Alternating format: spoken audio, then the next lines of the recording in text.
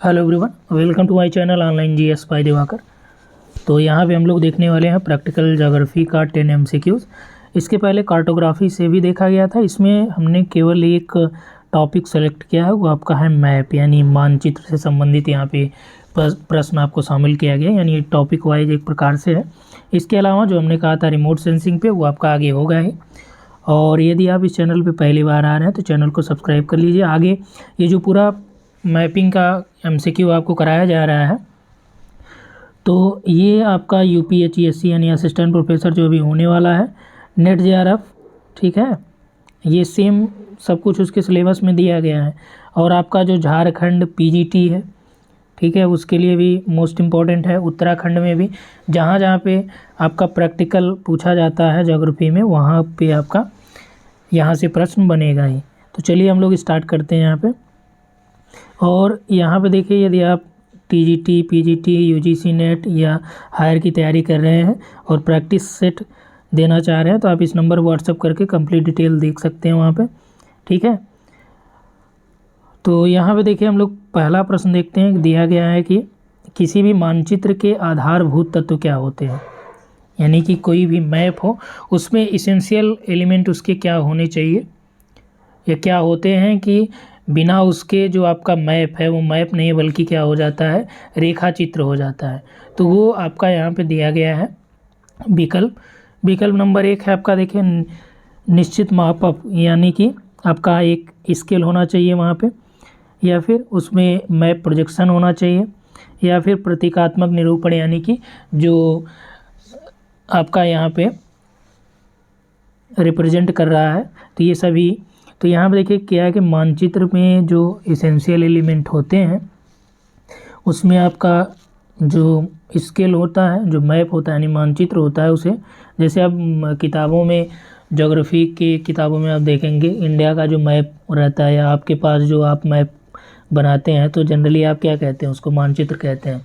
लेकिन उसको भूगोल क्या कहता है कि भैया ये कार्टोग्राफी के हिसाब से आप उसको मैप नहीं कह सकते, बल्कि आप उसको रेखा चित्र बोल सकते हैं, कि ज्योग्राफी का एक रेखा चित्र बनाइए, ठीक है।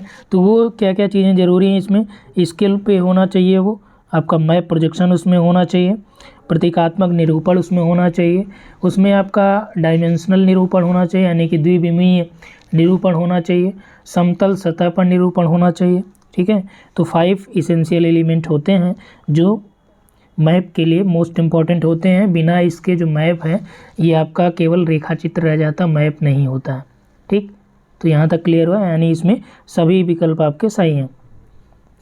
अगला है, एक कथन दिया गया है, इसमें ये कहा गया है कि मुझे किसी देश का विस्तृत मानचित्र दे दो और मैं उस पर विजय कर लूँगा, ठीक। तो यहाँ पे जो आपका ये बताया गया है कि ये किसका कथन है। तो मानचित्र क्या होता है, मानचित्र जो है ये आपका सोर्स ऑफ इंफॉर्मेशन होता है, यानी कि जो सूचनाओं का एक प्रकार से मेन सोर्स होता है, क्या होता है, वो आपका मानचित्र होता है। यदि आप मानचित्र देखना जानते हैं तो वहाँ से पता कर सकते हैं कि जिस स्पेशल एरिया का वो मैप है, ठीक है, वहाँ पे रेलवे लाइन, नदियाँ, ठीक, उच्चावच उसकी क्या है, क्या कितनी दूरी पर आपका वहाँ पे हॉस्पिटल है, सारी चीज़ें आप वहाँ से देख सकते हैं, यदि मैप में ये सारी चीज़ें मेंशन हैं तो, ठीक है। तो यहाँ पे वही किसने कह रहा है, मुसोलिनी, हिटलर, संडेकोटा, सिकंदर। तो इसमें जो आपका राइट आंसर हो जाएगा वो है हिटलर। हिटलर ने ये कहा था कि मुझे आप किसी भी देश का एक विस्तृत मैप दे दीजिए तो मैं उस देश पर विजय प्राप्त कर लूँगा, ठीक है।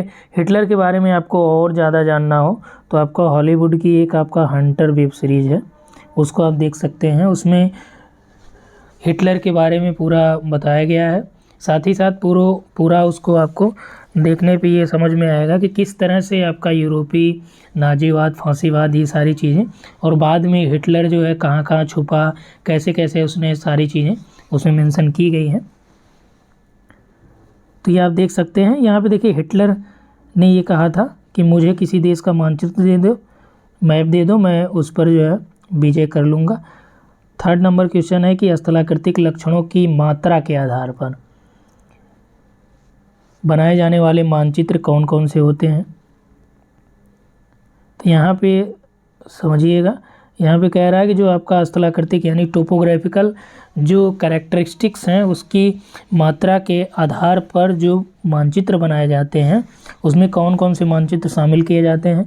तो जनरली आपने मानचित्र का वर्गीकरण पढ़ा होगा, क्लासिफिकेशन ऑफ मैप आपने देखा होगा, जिसमें एक आपका उसके स्केल के आधार पे होता है, 4 मेन फैक्टर्स होते हैं जिनके आधार पे ये वर्गीकरण किया जाता है मानचित्रों का। एक होता है स्केल, दूसरा आपका टोपोग्राफिकल कैरेक्टरिस्टिक्स होता है, ठीक, टोपोग्राफी के बेस पे, और तीसरा आपके जो ऑब्जेक्टिव्स हैं, उद्देश्य क्या है आपका, ठीक है। चौथा आपका क्या है कि उसमें रचना शैली के आधार पे यानी कि उनके निर्माण के आधार पे। तो स्केल के आधार पे जो मैप होता है, स्केल के आधार पे जो मैप होता है जिसमें आपका कैडेस्ट्रल मैप हो गया, टोपोग्राफिकल मैप हो गया, वॉल मैप हो गया, एटलस मैप हो गया, ये सभी आपके क्या हैं, स्केल के बेस पे बनाए जाते हैं। जो टोपोग्राफिकल कैरेक्टरिस्टिक्स के बेस पे बनाए जाते हैं वो आपका क्या है, हिप्सोग्राफी, हिप्सोमेट्रिक जो कर्व बनता है, या फिर आप उच्चतादर्शी मानचित्र कह सकते हैं, ठीक, उसके आधार पे। और प्लेनोमीटर मानचित्र 2 बनाए जाते हैं इस पे, और 4 इस पे हो गए। और आपका उद्देश्य यानी कि जैसे आपका फिजिकल ज्योग्राफी में आपने किसी मैप में आप क्या देखते हैं कि आपको फिजिकल मैप चाहिए जिसमें पहाड़, पर्वत, नदियाँ ये सभी मेंशन हो। आपको पॉलिटिकल मैप चाहिए जिसमें वहाँ की राजधानियों के बारे में मेंशन किया गया हो, ठीक, स्टेट के बारे में मेंशन किया गया, बाउंड्री के बारे में मेंशन किया गया, नगर मानचित्र हो गया, ऐतिहासिक मानचित्र हो गया, आर्थिक मानचित्र हो गया, जनसांख्यिकी मानचित्र हो गया। ये सभी ऑब्जेक्टिव के बेस पे यानी उद्देश्य के आधार पे बनाए जाते हैं। रचना शैली में आपका क्वालिटेटिव और क्वांटिटेटिव 2 टाइप के, इन्हें वितरण मानचित्र भी कहते हैं, ठीक। तो रचना शैली पे 2, तो उसी बेस पे यहाँ पे प्रश्न पूछा गया है कि स्थानिक लक्षणों की मात्रा के आधार पर बनाए जाने वाले मानचित्र कौन कौन से होते हैं। तो हमने आपको 2 बताया था। एटलस जो मानचित्र है ये आपका मापनी के बेस पे बनाया जाता है, ठीक। जैसे आपने लघु मापनी और बृहत मापनी 2 चीज़ें यानी लार्ज स्केल और स्मॉल स्केल 2 चीज़ें देखा होगा, तो उसी में आपका ये एटलस आता है। जबकि जो उच्चतादर्शी मानचित्र और प्लेनोमीटर है ये दोनों क्या है, ये आपका स्थलाकृतिक लक्षणों के आधार पर बनाए जाते हैं। चलिए नेक्स्ट हम लोग देखते हैं, यहाँ पे दिया है कि मापनी के आधार पर बनाए गए यानी स्केल के आधार पे कौन से मानचित्र बनाए जाते हैं। इसमें है वॉल मैप है, एटलस मैप है, कैडेस्ट्रल मैप है और सभी दिया गया है। तो मापनी के आधार पे देखिए लार्ज स्केल और स्मॉल स्केल 2 टाइप की मापनी आपको पढ़नी पड़ेगी। तो लघु मापनी और बृहत मापनी, ठीक। तो इसमें जो आपका मापनी के आधार पे ये सभी वॉल मैप्स यानी दीवारी मानचित्र, एटलस, भू संपत्ति, ये सभी मानचित्र जो है मापनी के आधार पे बनाए जाते हैं, आगे अभी आपको मिलेगा। और ऐतिहासिक, भौतिक, राजनीतिक, आर्थिक, नगरीय जनसंख्या के आधार पे जो मानचित्र बनाया जाता है ये किस प्रकार का वर्गीकरण के अंतर्गत आएगा, मापनी के आधार पे नहीं आएगा, स्थलाकृतिक लक्षणों में नहीं आएगा। इसमें 2 उच्चतादर्शी और प्लेनोमीटर है। उद्देश्य के आधार पे आपका ये राइट हो जाएगा। रचना शैली में क्वालिटेटिव और क्वांटिटेटिव 2 हमने आपको बताया, ठीक। चलिए नेक्स्ट देखते हैं, यहाँ पे आपका नेक्स्ट है कि गुणात्मक मानचित्र यानी जो क्वालिटेटिव मानचित्र है उसको बनाने के लिए किन मेथड्स का यूज होता है, किन विधियों का प्रयोग किया जाता है। तो जो क्वालिटेटिव मैप होते हैं यानी गुणात्मक मानचित्र होते हैं या गुणात्मक वितरण मानचित्र भी इसे कहते हैं, तो उसको बनाने के लिए कोरोक्रोमेटिक या कॉमन शैडो मेथड या फिर चित्रीय या ग्राफिकल मेथड कौन सा यूज किया जाता है, ठीक। तो इसमें 4 विकल्प आपके दिए गए हैं। तो इसमें जो आपका राइट आंसर हो जाएगा वो क्या हो जाएगा, इसमें सभी का उपयोग जो है वितरण मानचित्र के लिए किया जाता है। इसके अलावा जैसे आपका इसमें वर्ण प्रतीकी यानी कोरोस्मेटिक क्वांटिटेटिव विधि में आपका कोरोस्मेटिक मेथड भी इसका भी यूज किया जाता है, ठीक है। कोरोस्मेटिक या इसे वर्ण प्रतीकी कहते हैं, इसका भी यूज किया जाता है। नामकरण विधि का यूज भी आपका क्वालिटेटिव में ही किया जाएगा, ठीक है। यहाँ तक क्लियर हुआ। कोरोक्रोमेटिक में जो ये आपका बेसिकली इसमें सबसे ज़्यादा उपयोगी क्या चीज़ें होती हैं कि किसमें ये विधि सर्वोत्तम होती है। जैसे कहीं आपको वनस्पति का आवरण दिखाना हो, मिट्टी के प्रकार दिखाना हुआ, भूमि उपयोग प्रकार दिखाना हुआ, ठीक है, तब आप कोरोक्रोमेटिक का यूज कर सकते हैं क्योंकि इसमें कलर का यूज होता है। बेसिकली यही आप समझिए, या इसे आप कह सकते हैं रंगारेख या कलर मेथड। चलिए नेक्स्ट हम लोग देखते हैं कि मानचित्र बनाने की जो मात्रात्मक विधि यानी क्वांटिटेटिव मेथड है उसमें कौन सा शामिल नहीं है। तो अभी ऊपर हमने बताया कि आपको कोरोस्मेटिक जो मेथड है वो आपका क्वालिटेटिव में आता है, जबकि यहाँ पे देखिए आइसोप्लेथ है, कोरोप्लेथ है, डॉट मेथड है, कोरोक्रोमेटिक या कैरेक्टर सिंबल मेथड। तो कोरोस्मेटिक जो आपका दिया गया है ये आपका क्वालिटेटिव मैप बनाने के लिए किया जाता है, ठीक है। जबकि आइसोप्लेथ हो गया सम्मान रेखा विधि, कोरोप्लेथ वर्णमात्री विधि और डार्ट मेथड, इन सभी का यूज जो है क्वांटिटेटिव मैप बनाने के लिए किया जाता है, ठीक है। और इसका पूरा डिटेल हम लोग बाद में करेंगे। अभी हम लोग 10 प्रश्न जो यहाँ पे सेलेक्ट किया गया उसी को देख लेते हैं। विश्व का जो पहला मानचित्र है किसने बनाया? हेरोडोटस, हिकैटियस, टॉलमी, इनमें से कोई नहीं। तो इसमें राइट आंसर आपका टॉलमी हो जाएगा। और इसके अलावा देखिए दूसरा प्रश्न जो दिया गया ये इंडियन से संबंधित यानी भारत के बारे में संबंधित है कि भारत में जो मानचित्र का इतिहास रहा है उससे संदर्भित है ये, कि प्राचीन भारतीय विद्वानों ने भारत को कितने द्वीपों में विश्व को कितने द्वीपों में बांटा था, ठीक है। तो 5, 6, 7, 8, तो कितने द्वीपों में विश्व को डिवाइड किया था? इन्होंने 7 द्वीपों के बारे में बात किया था प्राचीन भारतीय विद्वानों ने।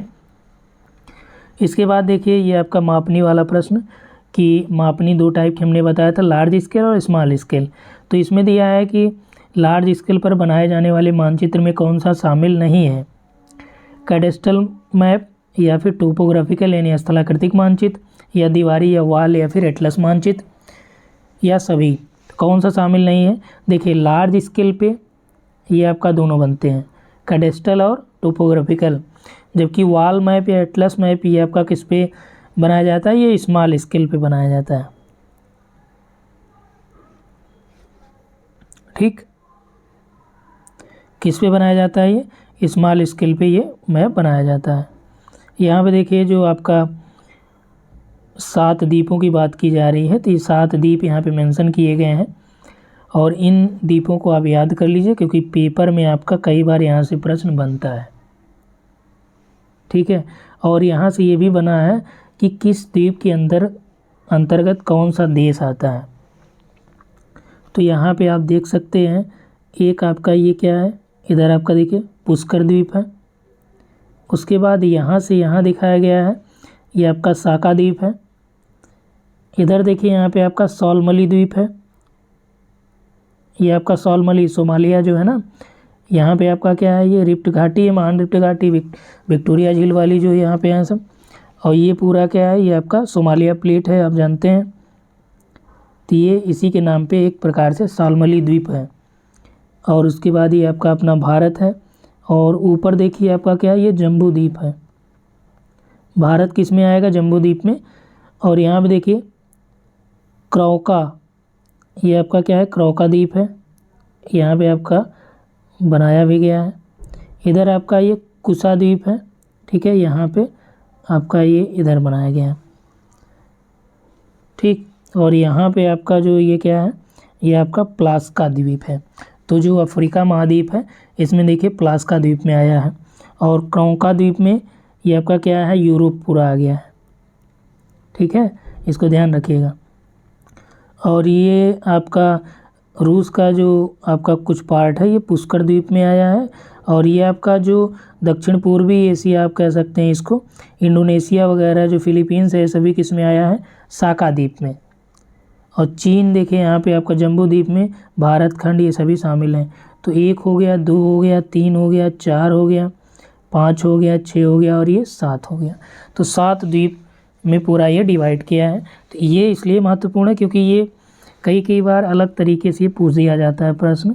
तो इसको आप ध्यान रखेंगे तो यहाँ पे आपका आसानी से ये क्लियर हो जाएगा।